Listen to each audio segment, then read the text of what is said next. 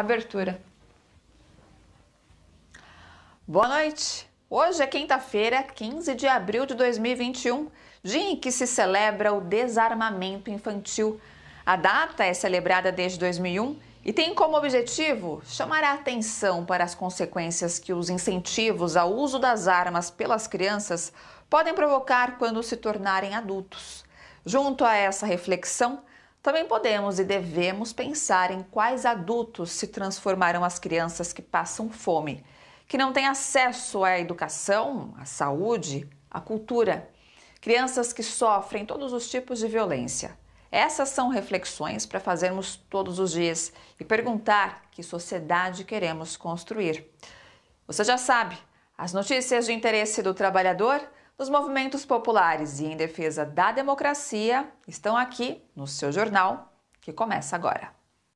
Governo Bolsonaro veta projeto que previa banda larga e tablets para estados e municípios equiparem escolas públicas. No Rio de Janeiro, postos de vacinação também são usados para a arrecadação de alimentos para quem tem fome. 53% dos brasileiros estão com a saúde emocional e mental abaladas, informa a pesquisa do Fórum Econômico Mundial.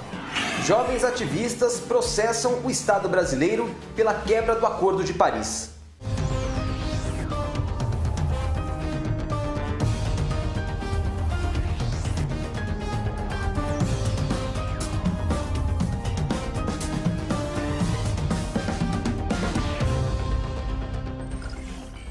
Seis jovens entraram na justiça contra o Estado brasileiro, a quem acusam de dar uma pedalada climática para descumprir termos do Acordo de Paris.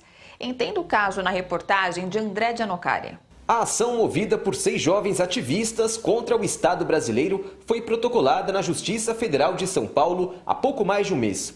O coletivo acusa a União de quebrar o Acordo de Paris, um compromisso firmado entre diversas nações para impedir o aquecimento global. O Brasil aderiu ao tratado durante o governo Dilma e tem como meta reduzir a emissão de gases causadores do efeito estufa em 43% até 2030. Só que em dezembro passado, o governo Bolsonaro alterou a base de cálculo para a meta. Com isso, o país poderá lançar 400 milhões de toneladas a mais de poluentes na atmosfera até o fim da década.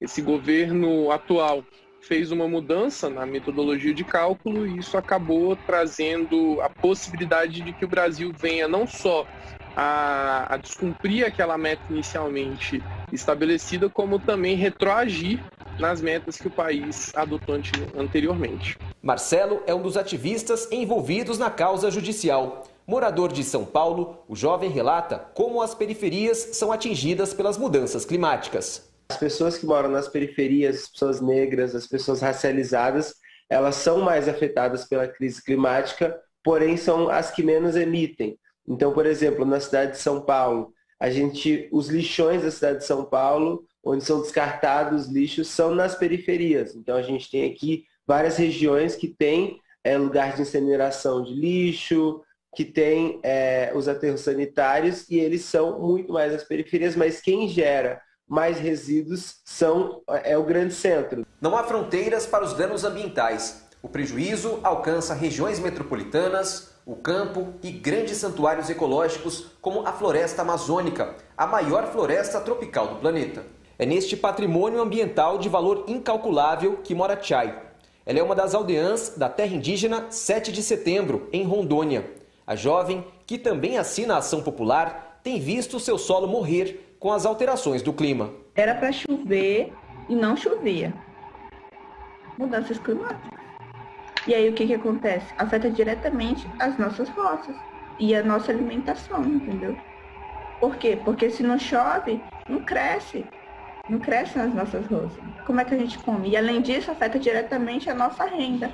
Porque a gente produz, né? E além de ser para a nossa própria subsistência, a gente vende, né, nossos produtos. Só que se não tem produto, como é que a gente vende?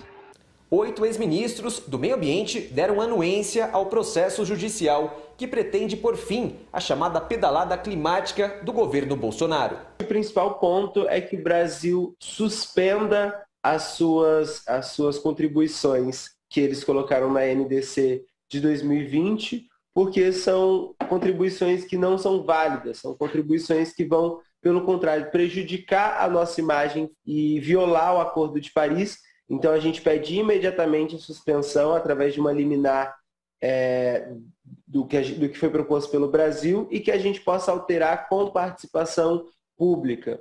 A situação catastrófica pela qual passa o Brasil no combate ao coronavírus está chamando a atenção internacional. Hoje, uma audiência no Parlamento Europeu debateu o assunto e apresentou as questões ao embaixador do Brasil na União Europeia, Marcos Galvão. O foco das falas foi de que as crises é resultado de decisões políticas por parte do governo Bolsonaro, que nega a ciência e busca ações que privilegiam somente a economia, que busca a todo custo proteger antes das vidas. A reunião não teve nenhum objetivo deliberativo, mas demonstra a desconfiança de países em relação ao Brasil, algo que pode prejudicar as relações internacionais e a economia que Bolsonaro coloca acima de tudo. A unanimidade é de que o Brasil representa uma ameaça sanitária global e que, caso nada seja feito imediatamente, sanções podem começar a ser aplicadas. Deputados do PSOL apresentaram notícia-crime ao Supremo Tribunal Federal contra Jair Bolsonaro por advocacia administrativa e corrupção ativa. A argumentação é de que Bolsonaro cometeu os crimes na ligação telefônica do senador Jorge Cajuru, na qual pressiona por uma mudança no objeto da CPI da pandemia. Assinam o documento os deputados David Miranda, Fernanda Melchiona, Sâmia Bonfim e Vivi Ramos. Para eles, o regime democrático não permite qualquer espécie de intimidação, especialmente quando emana de um presidente frente a seus adversários. Além disso, se trata de uma intimidação que fere de morte uma das funções constitucionais do Congresso, fiscalizar o Executivo. Por unanimidade, os conselheiros do Tribunal de Contas da União absolveram a ex-presidenta Dilma Rousseff do rol de condenados por irregularidades na compra da refinaria de Pasadena, nos Estados Unidos, pela Petrobras. Dilma integrava o Conselho de Administração da companhia na época do negócio, em 2006. O TSU concluiu que não ficou demonstrado nos autos qualquer ato de má-fé por parte de Dilma Rousseff, ao contrário de envolvidos que agiram com deslealdade. Outros 4 ex-integrantes do Conselho de Administração foram absolvidos e 10 condenados. Há 15 anos, a Petrobras pagou 360 milhões de dólares por metade da refinaria de Pasadena. O valor pago foi 8 vezes superior ao desembolsado pela antiga proprietária da refinaria um ano antes. Ao completar 10 anos de existência, a Companhia Permanente contra os Agrotóxicos lança um novo dossiê que alerta a sociedade sobre os riscos desses venenos que são usados na agricultura. Um problema que já era grave fica cada vez pior com a aprovação de novas fórmulas. E tudo vem parar na nossa mesa. Confira na reportagem do Brasil de Fato. Problemas no sistema nervoso, depressão, transtornos motores e mentais. Esses são alguns dos efeitos dos agrotóxicos na nossa saúde. Os impactos da contaminação foram reunidos em mais um dossiê lançado pela Campanha Permanente contra os Agrotóxicos. A publicação apresenta produções técnico-científicas que fundamentam críticas ao PL do veneno. O projeto de lei aguarda votação na Câmara dos Deputados e pretende flexibilizar a lei dos agrotóxicos, que é da década de 80. Desde o começo do mandato, o governo Bolsonaro liberou a aprovação de mais de 1.100 novos produtos no Brasil. A lei de 1989 ela prevê que sejam proibidos no Brasil produtos que causem problemas no sistema hormonal, no sistema reprodutivo das pessoas, que causem câncer, que causem malformações fetais. E aí o que a gente andou pesquisando é que vários dos agrotóxicos que a gente tem hoje registrados, eles foram registrados muito antes, inclusive da própria lei de 89. E muitas dessas moléculas nunca passaram por um processo de revisão. As intoxicações por agrotóxicos retratam um problema grave de saúde pública no Brasil.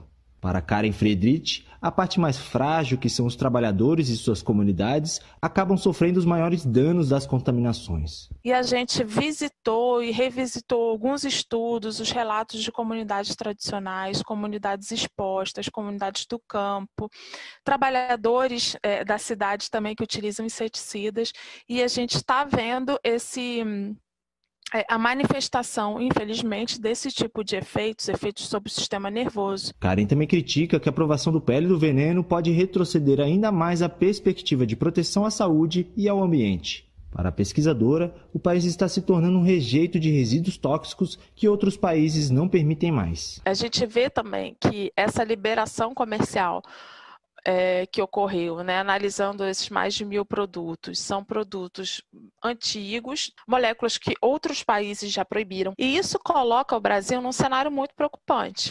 O país está caminhando nesse sentido, a gente se tornar um país que vai absorver, que vai aprovar, que vai comprar, que vai importar produtos que outros países não querem mais. Alan Tigel, que faz parte da campanha, reforça que a utilização de agrotóxicos não é a única maneira de se garantir uma boa colheita. Para o pesquisador, a saída está na agroecologia, um modelo que incorpora segurança alimentar e nutricional, qualidade de vida e sustentabilidade.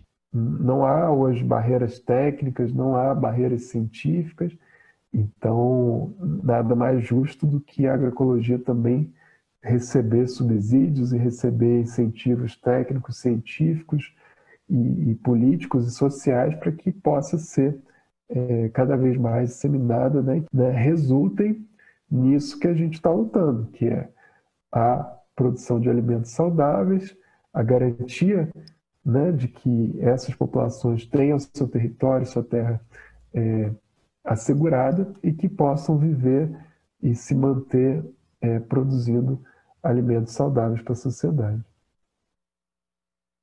Embora respaldado por normas da Organização Internacional do Trabalho, acatadas pelo Brasil e que tratam da proteção ao emprego de sindicalistas, David Bacelar, coordenador da FUP, sofreu da Petrobras uma suspensão disciplinar de 29 dias.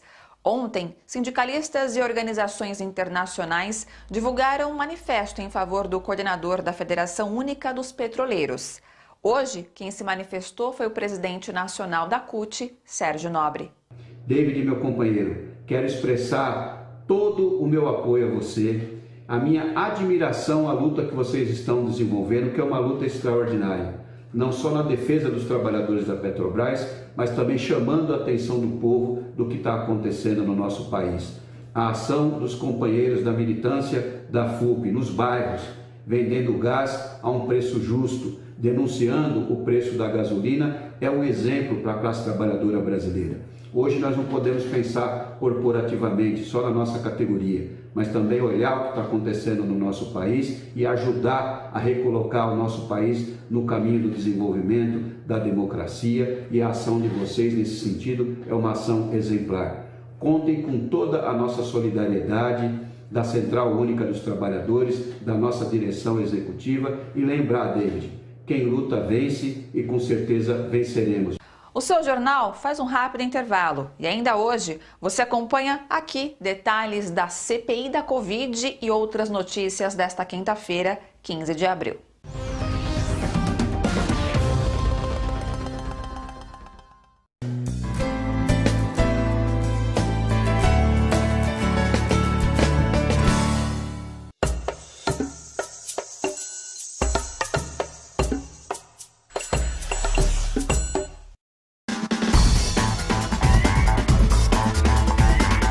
Quero convidar você a assistir o programa da CSA TV. Esse programa passa nos domingos às 21 horas na TVT. É uma parceria da Confederação Sindical de Trabalhadores e Trabalhadoras das Américas com a TVT. Você terá notícia das Américas, da América Latina em especial. Notícias em relação à democracia, ao mundo sindical, à cultura, ao esporte, à realidade do nosso povo latino-americano e das Américas. Domingo, às 21 horas, aqui na TVT.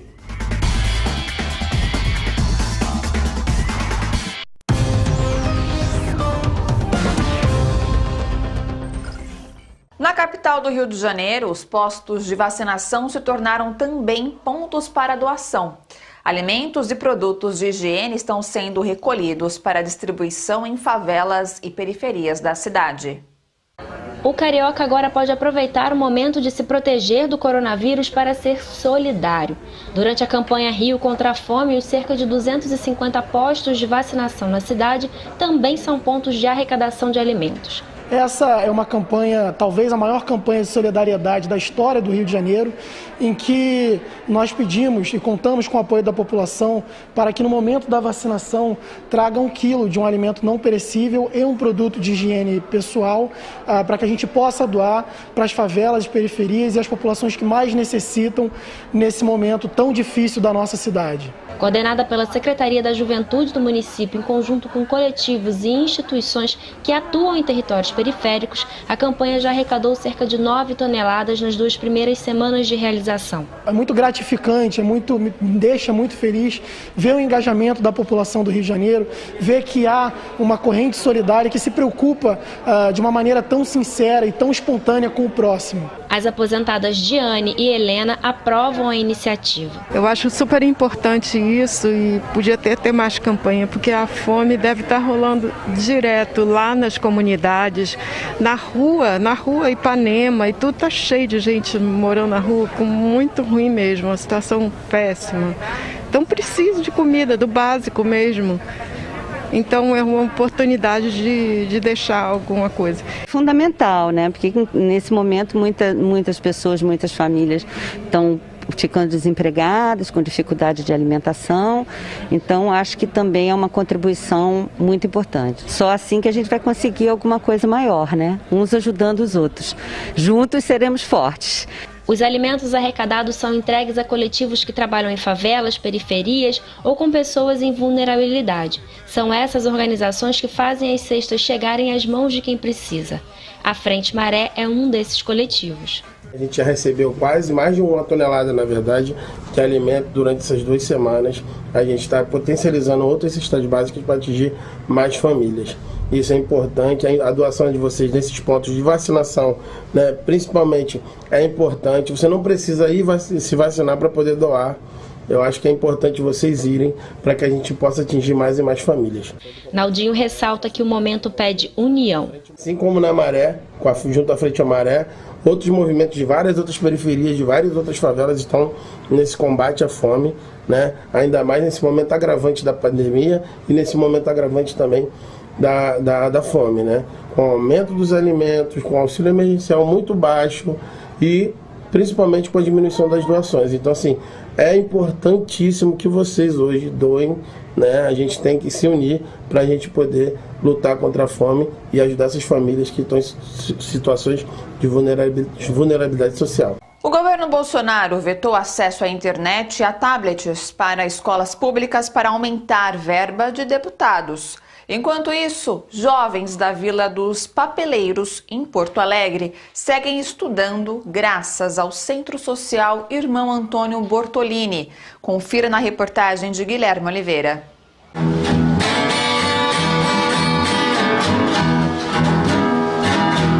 Desde 2007, o Centro Social oferece de maneira gratuita reforço escolar e oficinas nas áreas de música, esporte e informática. Com a pandemia, o espaço passou a ser ainda mais fundamental, já que é nele que crianças e adolescentes encontram um local com boa internet e meios adequados de acesso. Nós aqui do Centro Social Marista Irmão Bortolini fazemos todo um acompanhamento junto às escolas. As crianças podem vir aqui, os adolescentes, os jovens, ter acesso à internet. Nós temos aqui notebooks, temos aqui tablets, temos todo o acesso para eles, porque realmente em casa eles não conseguem fazer essas atividades online que as escolas exigem. A minha irmã não conseguiu acessar as aulas dela ainda. Meu primo mais velho também não. E meu primo pequeno também tem que fazer aqui no SASE porque a gente não tem computador. Na minha casa eu tenho, só que não é muito bom. É uma internet bem fraca para esses lados de cá. O governo federal teve a oportunidade de ajudar jovens como esses, porém, preferiu vetar o projeto de lei aprovado pela Câmara dos Deputados que previa banda larga e tablets para estados e municípios equiparem escolas públicas, alegando falta de dinheiro. Vetou isso e deu esse mesmo valor, ou até mais, para o aumento das emendas parlamentares. Então é triste no momento que a gente vive, numa pandemia, com mais de 360 mil mortos, ainda ter essas notícias, né? A notícia justamente que a educação, mais uma vez, não é importante. Ao contrário do que foi pregado durante a campanha eleitoral, durante tantas falas, né? O ensino fundamental será a prioridade desse governo. Não está sendo. Para os moradores da Vila dos Papeleiros, o centro social é uma prioridade, não pela estrutura física, mas por ser um local onde ainda é permitido sonhar. Meu sonho era ser polícia e eu vou estudar aqui até o final, quando eu crescer, quando eu ser mais grande, eu vou estudar mais para ser policial. Eu queria uma profissão boa, mais simples, sabe, para conseguir pensar o que eu posso desenvolver. Mas o que eu queria mesmo era ser biólogo. Eu sempre gostei mais de animais, de estudar o sentido de como se monta uma vida, desde a primeira célula, tal. O meu sonho sempre foi ser biólogo. O meu sonho é ser médica.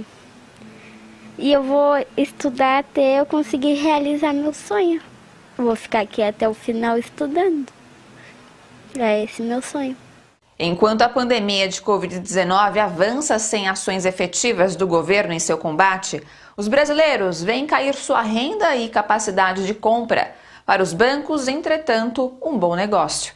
Entenda no comentário de hoje do professor Ladislau Dobor.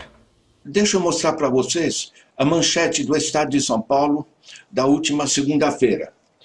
Vocês veem aqui, brasileiro enfrenta dívidas em alta e achatamento da renda. O achatamento da renda estamos todos sentindo na pele.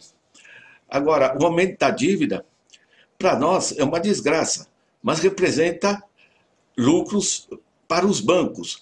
Isso é interessante, porque, na realidade, a economia está caindo, as famílias perderam sua capacidade de compra e as empresas não têm para quem vender, as empresas também estão enfrentando juros pesados e a economia está sendo paralisada na mesma proporção em que os lucros dos bancos estão subindo.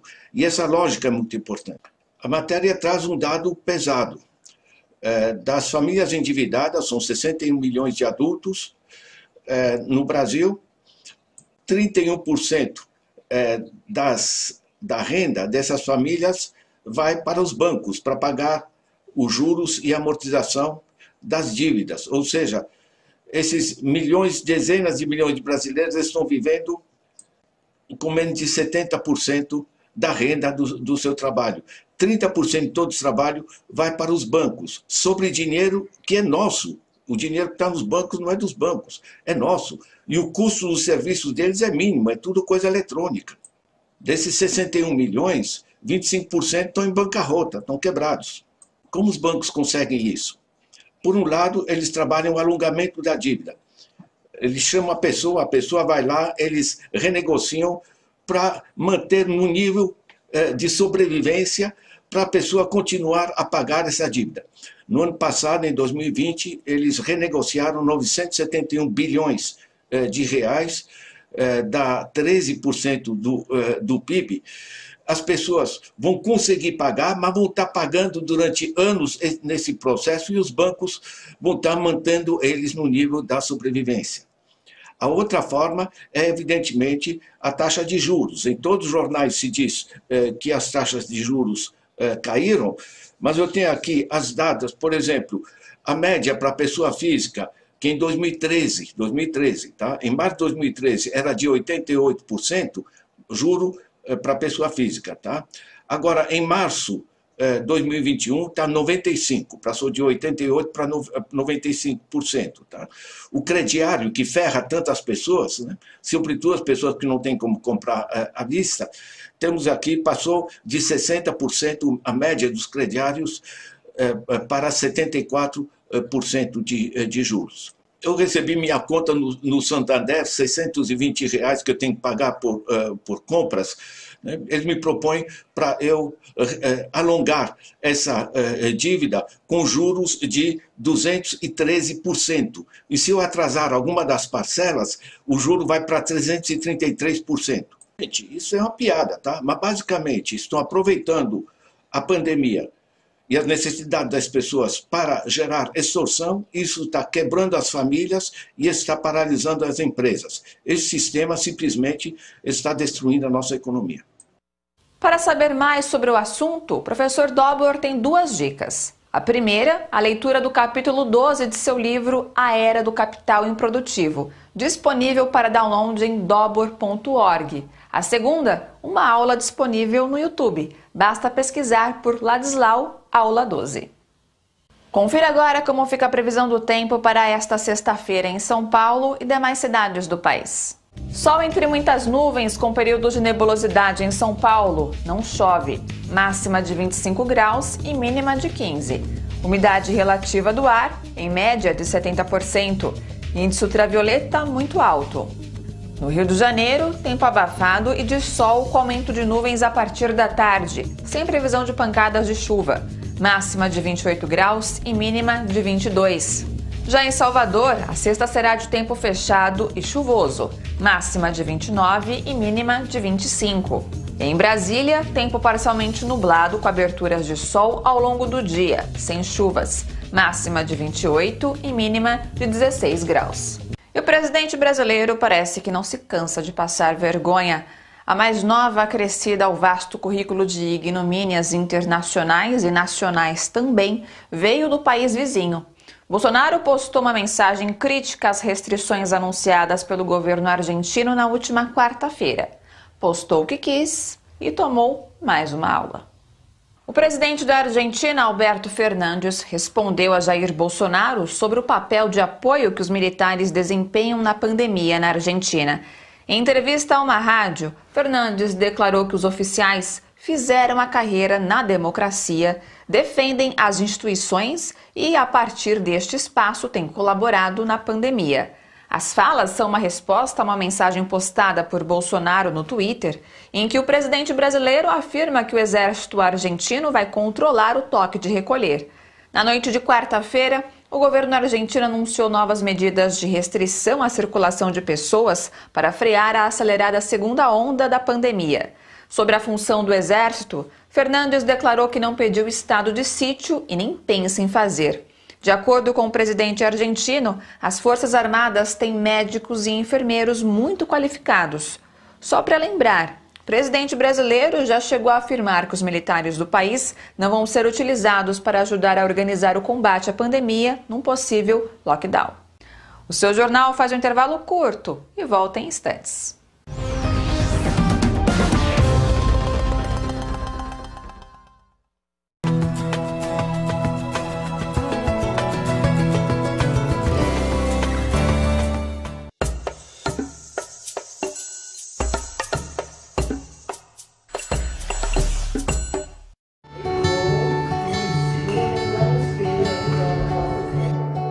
Autonomia é eu imaginar, construir um processo para isso que eu elaborei mentalmente e finalmente realizar.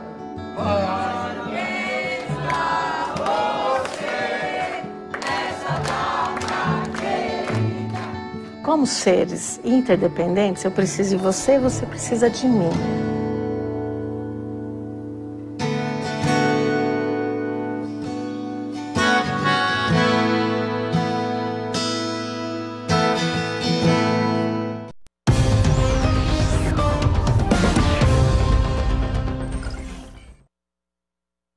Entidades se mobilizam para barrar o projeto de lei que autoriza a compra de vacinas pelo setor privado. O esquema fura-fila será analisado pelo Senado Federal. A reportagem é de Kaique Santos. O projeto de lei foi aprovado há uma semana na Câmara dos Deputados. O texto permite a compra de vacinas pelo setor privado para funcionários e parentes, acabando com a obrigatoriedade de que 100% das doses sejam doadas para o SUS. ou seja, permite o chamado fura-fila. Enquanto a gente estava aqui defendendo o SUS, a importância do SUS para a vida de todos os brasileiros, esse projeto foi aprovado na Câmara Federal, o que a gente chama de camarote VIP da vacina, né? Porque é um projeto que visa o interesse do grande empresariado e não da maioria da população brasileira. É um projeto também que autoriza que essa compra de insumos e de vacinas não necessariamente já tem que ter a aprovação da Anvisa, o que é um absurdo, vai na contramão de toda a orientação do SUS, inclusive da Constituição Federal. A proposta também aumenta a desigualdade já existente no Brasil, pois abre precedente para que os mais ricos sejam vacinados primeiro. Em março, a gente aprovou uma lei, né, a Lei 14125, de março de 2021, que já possibilita que empresas adquirem vacinas. O que eles estão querendo criar é alterar essa lei para criar esse esquema de fura-fila da vacina. A gente tem que vacinar, em especial, os grupos prioritários, aqueles que estão em maior risco de morte, né? Que não é necessariamente os grupos que esse empresariado pretende vacinar, né? É só uma manutenção de um privilégio elitista, né? Sem nenhum amparo científico, sem nenhum estudo embasando isso, né? E prejudicando aí a sociedade, porque a gente não vai ter vacina para quem precisa ser vacinado. O projeto de lei surge no momento em que o Brasil fracassa no enfrentamento à pandemia por conta da má gestão do governo Bolsonaro. Todas as medidas que o governo Bolsonaro vem tomando desde que ele assumiu a presidência da República vai na contramão daquilo que todos nós sempre defendemos. Um país cidadão, com inclusão social, garantindo e respeitando a cidadania de todo mundo. O Brasil é um dos países que tem o maior número de mortes por Covid.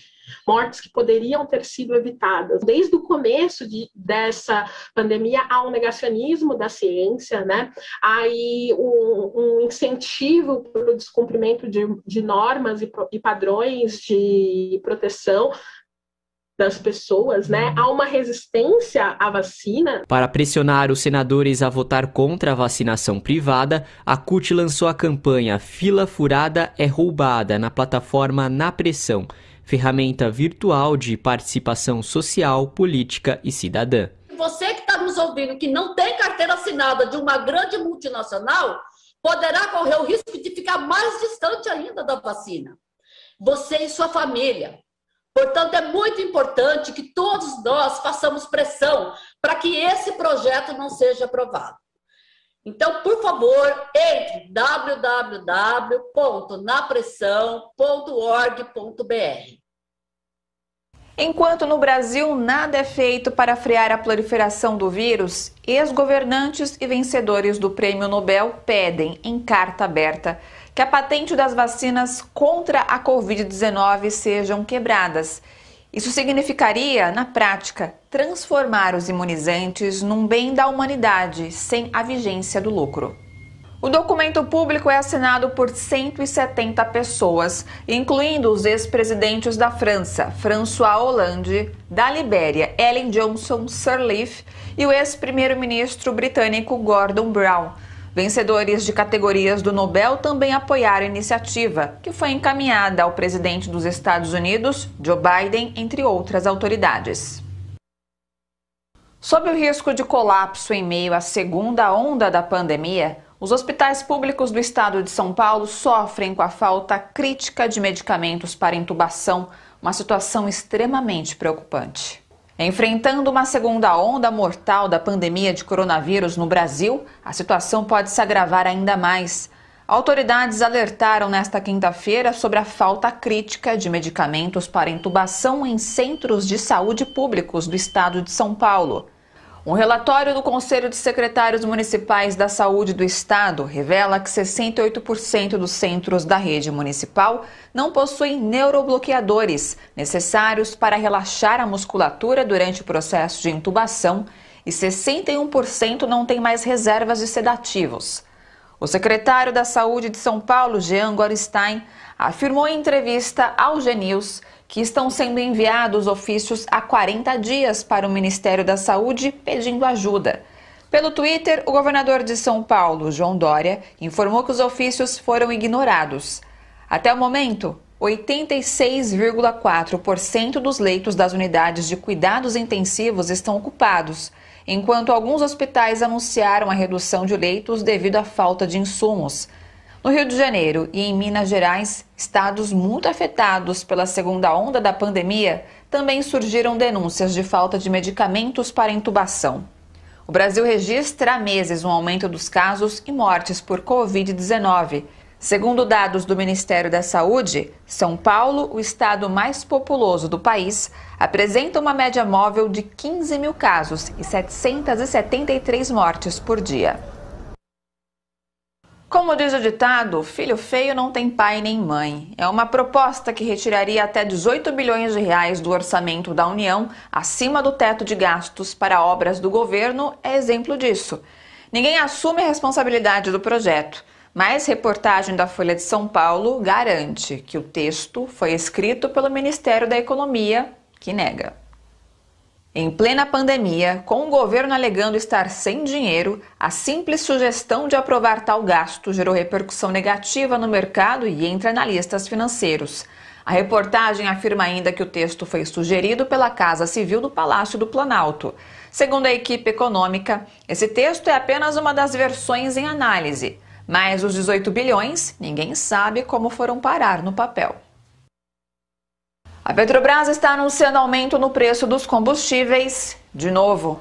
O reajuste entra em vigor amanhã, elevando o preço médio do litro do diesel em suas refinarias para R$ 2,76 e o da gasolina para R$ 2,64. Em nota, a Petrobras alega que o aumento faz parte da estratégia de alinhamento aos preços internacionais dos combustíveis, com o objetivo de garantir o abastecimento no país. Com o novo aumento, o preço da gasolina passa a acumular alta de 43,47% desde o início do ano, enquanto o valor do diesel já subiu 36,63%. Há 5 anos, o golpe parlamentar contra a presidenta Dilma Rousseff consolidava uma mudança na orientação política e econômica do país, com falsas promessas de reformas que, na verdade, levaram à retirada de direitos dos trabalhadores. A reportagem é de Daniel Giovanaz, do Brasil de Fato. Cortar gastos públicos e reduzir o custo com mão de obra. Essa é a receita adotada no Brasil desde o golpe de 2016. O documento Ponte para o Futuro, do MDB, abriu caminho para a emenda do teto de gastos em dezembro de 2016, que congelou por 20 anos os investimentos em áreas como saúde e educação. Essa aprovação, ela marca uma mudança mais concreta de um projeto de país. Boa parte do que nós estamos vivendo hoje em termos de tragédia, seja de desemprego, de fome, tem a ver com essa mudança de orientação lá de 2016. Em março do ano seguinte, foi aprovada a terceirização irrestrita, que fragilizou o vínculo entre empresa e empregado, dificultando o acesso a direitos e precarizando as condições de trabalho. Como se não bastasse, em julho do mesmo ano, o Congresso aprovou uma reforma trabalhista que fez 130 alterações na CLT. O aspecto central da reforma é viabilizar o mercado de trabalho flexível, ampliar a liberdade do empregador poder gerir a força de trabalho de acordo com aquilo que é mais conveniente para o seu negócio no tempo e no espaço. Além da legalização do trabalho intermitente, o negociado entre patrão e empregado passou a prevalecer sobre o legislado. Outra mudança é que o empregado que perde uma ação trabalhista tem que assumir todos os custos do processo. A promessa de aumentar a produtividade e gerar 6 milhões de empregos com essas mudanças nunca foi cumprida. O que ele fez foi substituir o trabalho formal, o assalariamento, com direito, com proteção social, o trabalho por conta própria, o trabalho informal, favorecido por outras duas grandes vamos dizer, medidas que foram adotadas na reforma trabalhista, que foi o enfraquecimento dos sindicatos e da Justiça do Trabalho. A agenda de Temer se aprofundou com Bolsonaro. Em 2019, ele aprovou uma reforma da Previdência que aumentou o tempo de contribuição e a idade mínima para a aposentadoria. Outra aposta do governo é a carteira verde e amarela, em que o trabalhador abriria mão de direitos para garantir seu emprego. Quem está no chão de fábrica sente as mudanças na pele. No setor de frigoríficos, a terceirização da atividade fim elevou o número de acidentes e reduziu a média salarial. Hoje, empresas fazem acordos individuais com trabalhadores e definem bancos de horas sem sequer passar por assembleia, ampliando as jornadas e provocando cada vez mais lesões por esforço repetitivo. Tem empresas que simplesmente passaram a se negar a dialogar com os sindicatos, né? E isso tudo é consequência desse processo que vem desde o golpe, e que a gente percebe que ele continua e se aprofunda. A pandemia escancara as consequências negativas dessas mudanças. Cerca de 100 milhões de brasileiros tiveram que pedir auxílio emergencial por falta de proteção social em tempos de isolamento. Hoje, em 12 capitais, o auxílio concedido por Bolsonaro não paga nem metade da cesta básica. A maioria dos ministros do Supremo Tribunal Federal votou hoje pela anulação das condenações do ex-presidente Lula. Agora, Lula está novamente livre para se candidatar à presidência do Brasil. Foram 8-3, acompanhando o relator Edson Fachin.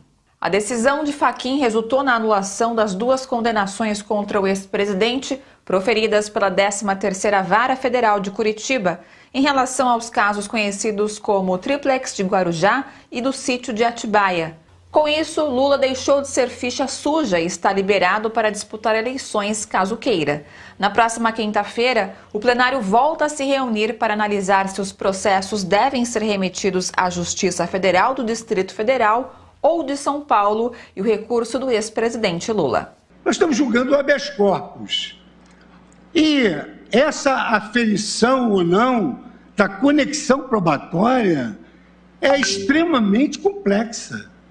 Então, é absolutamente inviável o oferecimento de um habeas corpus para analisar fatos e provas e verificar se há ou não conexão probatória. A Corte, por maioria, negou provimento ao recurso nos termos do voto do relator, Sua Excelência, o ministro Edson Fachin, vencidos os ministros Nunes Marques, Marco Aurélio e Luiz Fux. Hoje você acompanhou aqui no seu jornal. Governo Bolsonaro veta projeto que previa banda larga e tablets para estados e municípios equiparem escolas públicas. No Rio de Janeiro, postos de vacinação também são usados para a arrecadação de alimentos para quem tem fome. 53% dos brasileiros estão com a saúde emocional e mental abaladas, informa a pesquisa do Fórum Econômico Mundial. Jovens ativistas processam o Estado brasileiro pela quebra do Acordo de Paris.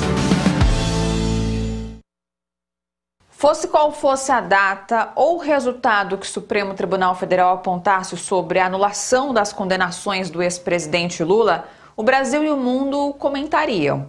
Amanhã, todos lembrarão o que Lula fez pelo Brasil e poderá voltar a fazer. Isso dá a real dimensão do tamanho do ex-torneiro mecânico.